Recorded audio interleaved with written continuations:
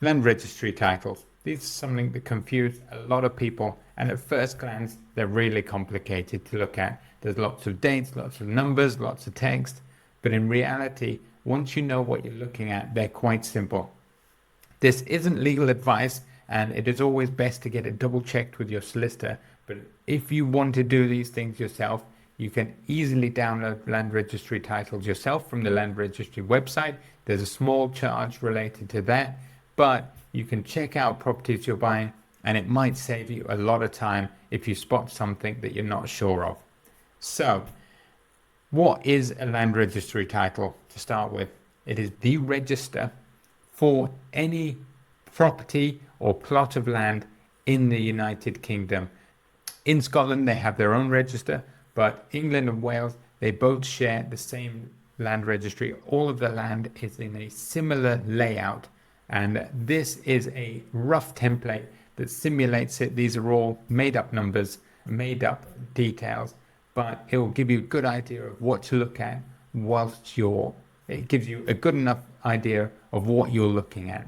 So the most important things are the title number. So if you're looking to buy a plot of land, make sure you get the title number correct. It's a very important number because this actually denotes the title that you will be purchasing if you're looking to purchase a plot of land. Then you've got the property register, and this just confirms the actual address that goes along with that land registry title.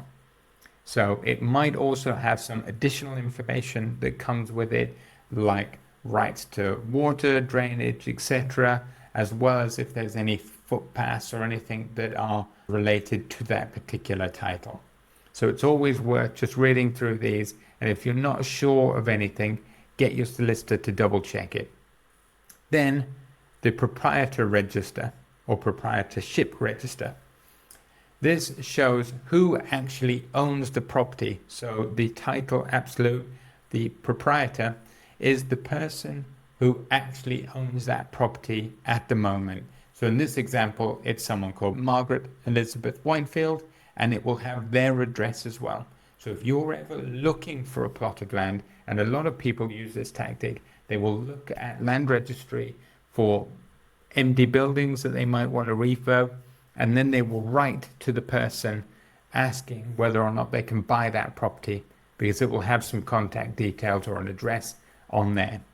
Then it has the price that the last transaction or last transfer of this property happened and when it happened. So in this example, it was the 18th of March in 2009 and for 265,000. Then it will have any restrictions, if there is anything. Sometimes this is blank, sometimes it won't, but in this, that you cannot dispose of this estate without consent from the proprietor, which is pretty much always the case, and if there's a charge on the title as well. So the charges on the register are people that have got an invested interest in that title that aren't the proprietors. In this example, we have a lender on there which is Northshire Building Society. They have a charge that was registered on the date of purchase, or soon after rather, which is most likely the mortgage relating to the property. Then we've got some restricted covenants, and these are the things that I would want you to look out for if you are buying a plot of land, because they can cause you issues. So they will come in all different forms, shapes, sizes, definitions. Some can be really old, some can be new.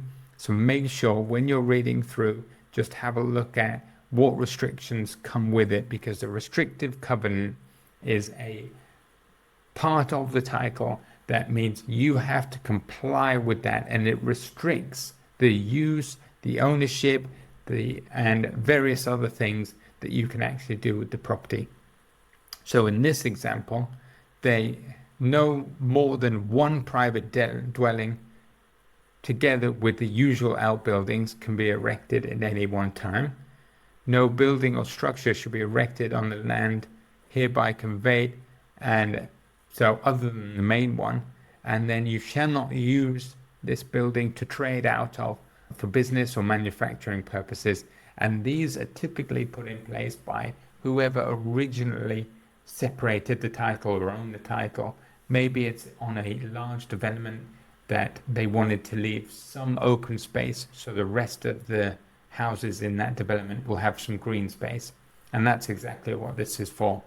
And that is essentially it. It's a very simple document, and I would suggest maybe if you own your own property, getting your own land registry title done, actually reviewing that just to see what's on there. It's something you know the building, so you'll be able to actually run through it, and it will help make a lot more sense. Obviously, there's plenty of other little bits and pieces that could come up on a land registry title, but if you come across anything, if you come across any that you want to ask, do leave them in a comment below. We'll try get back to you as soon as we can, and always ask your solicitor, because they're the ones that are going to be, as they're the ones that will be reviewing all of the title documents for you if you are purchasing some land or considering it. And most solicitors will do that for very little money. They'll review it quickly for you. It'll take them 5-10 minutes because they see these day in, day out. But that's it. Very simple. Do leave a comment if you've got any questions, and if you've got any development deals that are over 300,000 you'd like us to have a look at, please do get in touch, and hopefully we can work with you soon. Thanks.